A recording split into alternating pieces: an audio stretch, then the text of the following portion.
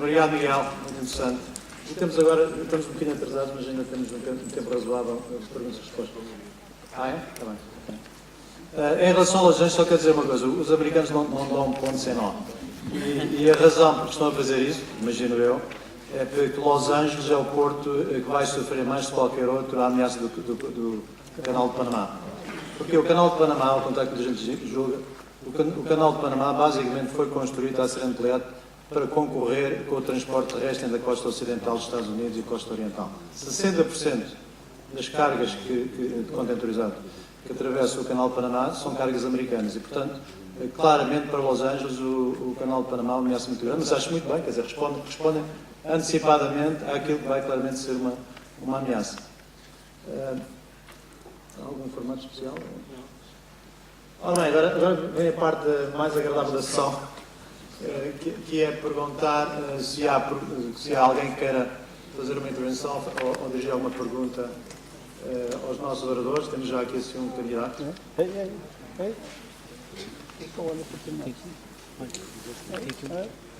aqui o microfone. Não sei eu. Bom dia a todos.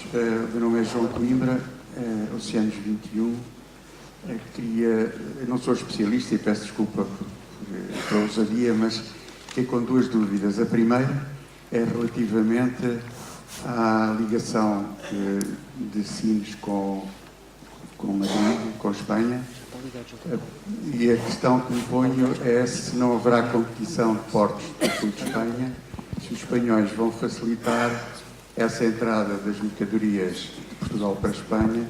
Isto põe uma questão, naturalmente, previamente, uma questão política, e eu não faço a mais pequena ideia se a questão está avançada ou não.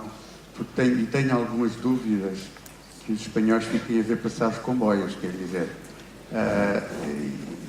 Se eu bem estou certo disso, não estou, existe à volta de Portugal uma zona em que não há sequer energia elétrica na ferrovia, portanto isto pressupõe investimentos que eu não sei se eles vão fazer para perder na competição.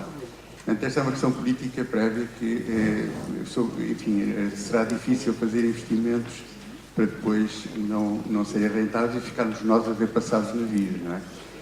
A outra questão que eu queria pôr, e mais corriqueira, tem que ver, pareceu-me aqui alguma contradição em relação quando se falou em Sines como um hub de transshipping, houve, entretanto, previamente, pelo responsável pelo Porto de Sines, uma informação sobre, nos últimos anos, ter havido maior transporte rodoviário e ferroviário a partir de Sines do que propriamente do transshipping. E a minha pergunta é, não será uma questão apenas circunstancial visto ao facto de só Sines e Leixões estarem, no fundo, a canalizar durante as épocas de greve a mercadoria, nomeadamente os contentores? É só estas duas questões. Muito obrigado.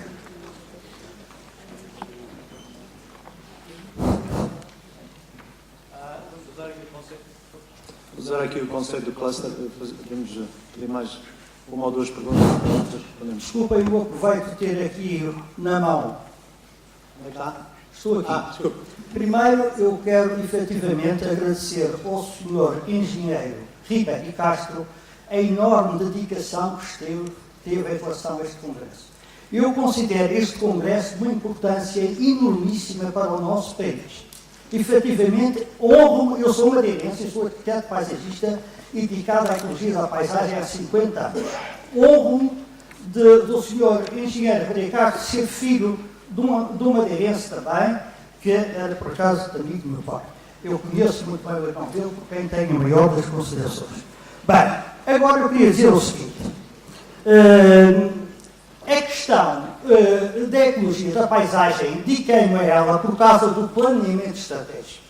Efetivamente, eu sou daqueles que ainda há 15 dias disse, num seminário com o Ministro do Ambiente, um bocado contracorrente talvez, que Portugal não é um país pobre.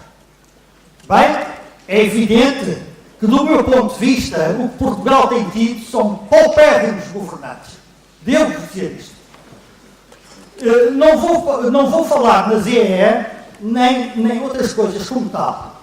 Hoje honro-me também de ser assistente na Academia da Marinha, convidado pelo Sr. Almirante Matias. Não sou académico, mas sou assistente. Porque a minha maneira de estar na vida não é tanto para ser académico, porque tem muita honra dos académicos, que são necessários. Agora, esta questão do planeamento estratégico. Eu queria falar aqui em relação à economia do mar, do meu ponto de vista, eu apreciei muito a última intervenção, mas do meu ponto de vista é bem maior do que aquela que o último interveniente falou. Embora eu tenha, para mim foi tudo muito certo, mas é bem maior do meu ponto de vista. Não sei se haverei tempo para justificar isso, mas para já, a situação portuária de Portugal, estou a falar, por exemplo, do abandono do Porto de Viana do Castelo. O que é que isso representou? Bem, agora, em relação ao planeamento estratégico que eu vinha falar aqui, quero-vos falar um pouquinho da Rota do Cabo. Desculpe, vai-me perdoar, mas... Desculpe, não quero ouvir a Rota do Cabo. Faça a pergunta. Não, faça a pergunta. Posso ter? Eu penso que tensões fortíssimas que estão a acontecer no Egito, podem dificultar muito o Suez. E, portanto, acontece que, do meu ponto de vista pessoal, o trânsito da Índia virá pela Rota do Cabo e encontrará, quem for a ver em Sines, um enorme potencial de expansão. Eu conheço muito bem o potencial de expansão de Sines, porque tenho acompanhado de perto. Okay, muito obrigado. Muito obrigado. Temos mais uma pergunta, não tem?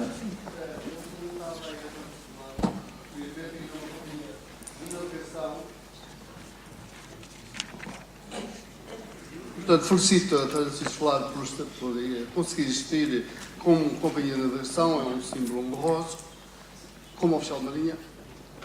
E, portanto, eu tive a fazer um estudo aí dessa questão dos portos e fiquei abismado quando não há praticamente nenhuma ligação interland e, sobretudo, o fluvial é completamente desaproveitado. Eu gostava de saber a sua opinião, não fique comentários, se eu concluí bem.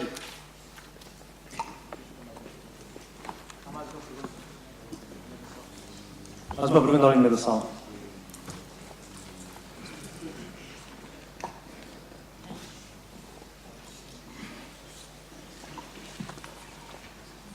Muito bom dia. Eu começo por felicitar o Fórum por este simpósio, que é extremamente interessante. A minha pergunta é esta. Eu gostava de perguntar à mesa como é que veem as vantagens e os inconvenientes de, em 2013, com a realidade nacional que nós temos portuária e com a dimensão do Porto de Sines, como é que veem a possível instalação na margem sul do Tejo de um terminal de contentores? Julgo que era uma pergunta quase inevitável.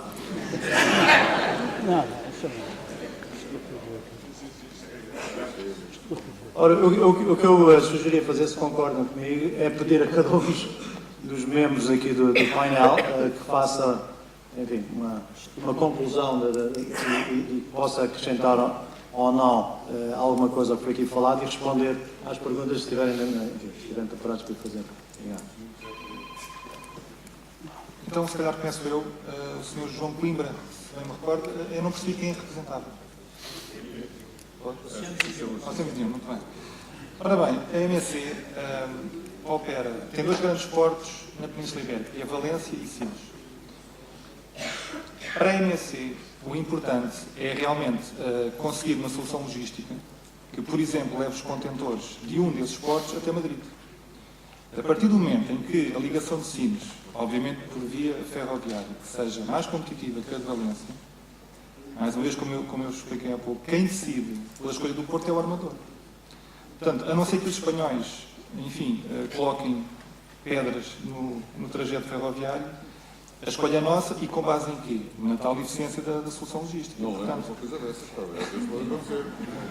A partir do momento em que a tal ligação Évora-Elvas tira aqueles 40% entre Sines e a fronteira, tira 40% do custo do contentor, daí para Madrid será quase equivalente ao custo de Valência-Madrid.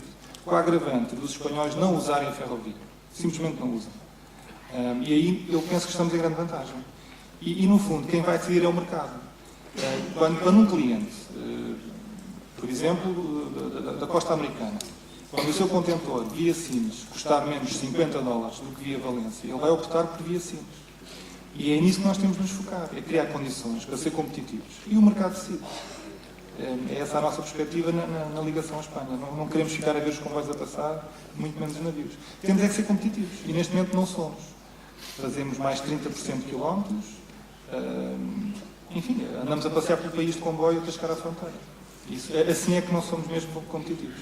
Aliás, nem sequer somos competitivos com a rodovia em Espanha, o que é um absurdo, na minha opinião. Não é?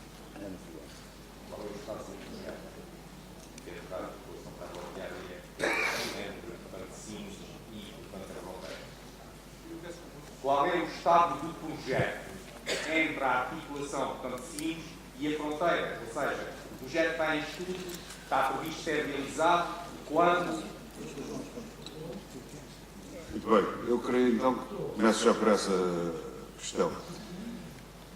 Como sabem, penso que todos ou quase, os dos presentes, o circuito ferroviário que permite levar as mercadorias de Sines para a Espanha tem, em vez de ser uma linha direta, tem várias voltinhas que são mais de 200 km do que seria necessário como linha direta, cerca disso. Isto, como dizia o Marco, isto dificulta a competitividade do Porto de Sines na parte de terra. Em termos de competitividade marítima e portuária, somos.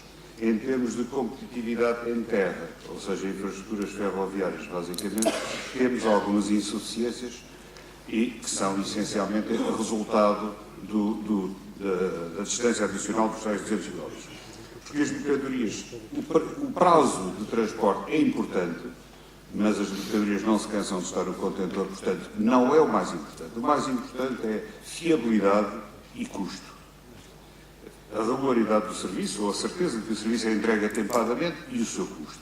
E aqui, nos tais 200 km, oneram o custo excessivamente. É um problema. Para o resolver, há um acordo entre os governos, e teria que ser ao nível político entre Portugal e Espanha, e com isto respondo, de certa forma, à primeira pergunta. Há um acordo político estabelecido, finalmente, entre Portugal e Espanha, que privilegia o corredor atlântico com Mittal Europeia para ligação de mercadorias à Espanha. É claro que, entretanto, isto só pode ser feito quando os espanhóis tiverem a linha de Mittal Europeia também, é só aí é que vale a pena nós termos. Até lá, teremos, pensamos nós, necessidade de algum investimento de melhorias na ferrovia, para reduzir alguns troços, algumas inclinações e algumas curvaturas, com o objetivo essencial de, em vez de termos comboios de 450 metros, temos comboios de 750. Transitoriamente, provavelmente, os seus engenheiros melhor dirão, mas eu não vejo outra maneira, que é termos, em todos os investimentos que se façam na ferrovia, a bitola que permitirá utilizar, enquanto houver bitola ibérica, e permitirá, com uma adaptação simples, operar com a bitola europeia, logo que elas existem em Espanha, porque não nos vale a pena ter antes disso. Em todo caso, é útil também aqui dizer que, num acordo entre a PSA, a REFER e nós, a Administração Portuária, foi constituído um grupo de trabalho no sentido de, com o modelo ferroviário existente, com as infraestruturas existentes, ter a melhor exploração possível da linha que existe. E tem dado alguns frutos, permite uma melhor taxa de ocupação da via férrea e tem dado aí, portanto, um contributo significativo para algum aumento de produtividade. Outra questão, que é, e com isso penso ter respondido às duas, outra questão, que é a trafaria, que é um clássico, como dizia o Jorge, nestas coisas. E eu respondo da seguinte forma. A trafaria, tanto quanto venho conhecendo dela, é pelos jornais. Portanto, a informação é insuficiente, necessariamente. E o que vos posso dizer é que, estando, segundo o julgo, previsto o terminal de trafaria para uma capacidade de 1 milhão e tal de teus, ele terá que passar por estas etapas. Estudo de impacto ambiental, elaboração de caderno de encargos e programa de concurso, lançamento de concurso público internacional, adjudicação, consignação, etc. Construção da infraestrutura de transporte e do cais. Tudo isto significará não menos de, se tudo correr muito bem, 7 anos. Ora bem, no nosso caso, Sines, daqui a 7 anos, se tudo correr bem, pensamos estar muito para além disso, esperamos estar nos 4 milhões de euros. Portanto, é outro tipo de funcionamento, é outro tipo de porto, é outro tipo de mercado. Não vejo que seja uma questão que nos perturbe.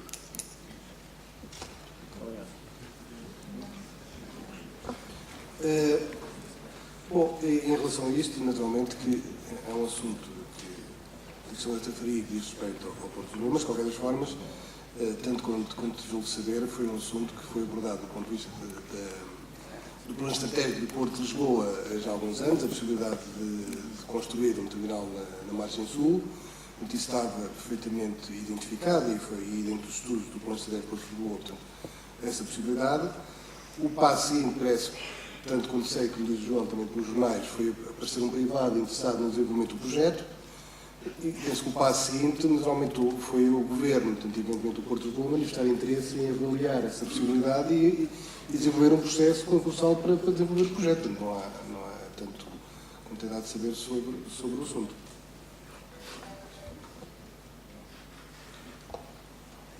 Muito bem. Tive uma pergunta direta, a questão do comandante sobre o Interland e o transporte fluvial. Exatamente.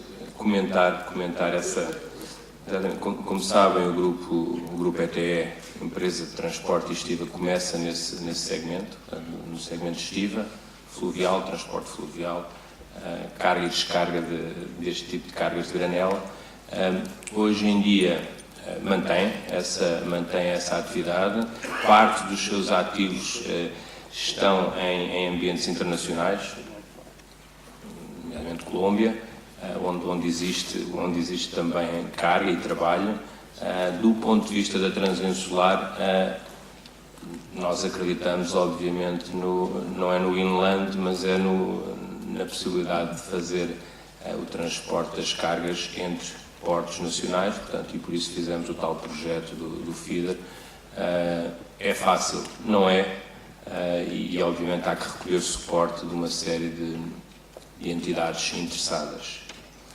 Relativamente a outro ponto colocado por aquele senhor, aspectos, acho limitativos os aspectos que enumerei. Obviamente, o que deve ser feito para o transporte marítimo, eu enumerei aqueles que eu acho que são principais na perspectiva do operador marítimo, a tal competitividade dos navios e apoios necessários, isto para, pelo menos, nos colocar ao nível daquilo que é praticado na Comunidade Europeia. Não estou a falar ir para além, estou a dizer que precisamos de recuperar o tal segundo aspecto da simplificação administrativa, Blue Belt, de que falámos, exigências da Comunidade Europeia ao nível de navios e de requisitos técnicos superiores às da própria IMO, portanto, concorremos com outros mercados e outras regiões, concessionários dos portos, a tal rapidez e flexibilidade, tem vindo a ser um trabalho, e a tal parte do transporte sustentável e investimento na modernização de frotas. E aqui são investimentos grandes e o tal horizonte temporal de 2 a 5 anos não nos deixa respirar, se me entendem. Portanto, estes achei que, do ponto de vista do armador, serem os principais, nomeadamente para a Transinsular. Finalmente, Trafaria, ou Margem Sul, peço desculpa. O que é que eu posso dizer? Eu acredito na proximidade, quando falamos de cargas locais, acredito na proximidade entre o porto ou o terminal e o cliente. Portanto, sei também que uma opção de margem sul envolveria maior transporte rodoviário e acessos, certo? Também não é segredo que o próprio Grupo ETE tem 2 concessões, 2 terminais na margem norte. Eu já vi acontecer com sucesso, na minha vida antiga, de Grupo Maersk, vários projetos deste género, terminais, hub, fora do centro. Agora, sinceramente, haja capacidade para a execução do projeto e dinheiro de interessados privados, é fundamental. Portanto, não é fácil e estamos a falar de valores, não sei se coadunam com a atual situação. Depois falou-se dos 7 anos e daquilo que venha a ser, mas, Portanto, e face ao que já existe na costa portuguesa, dá que pensar, mas não tenho uma posição clara sobre isso. Muitíssimo obrigado, muito obrigado a todos. Havia muito mais que falar, havia muitos tópicos que ficaram por abordar, principalmente o do regime portuário, infelizmente não podemos fazê-lo. Mas, adiantada a hora, obriga-nos a fechar a sessão. Quero agradecer a todos, aos intervenientes e a todos os participantes pela vossa atenção. Muito obrigado. Muito obrigado. Quero agradecer, portanto, aos oradores, ao moderador. Vamos dar de imediato sequência ao programa. Portanto, aqui vamos ter o painel de pesca, aquacultura e processamento de pescado e vai dar início uma sessão paralela no auditório 2, em que vão ser apresentados resultados de um trabalho que tem vindo a ser efetuado pela Ciência Viva, intitulado Transportes e Turismo Marítimo, Soluções de Futuro.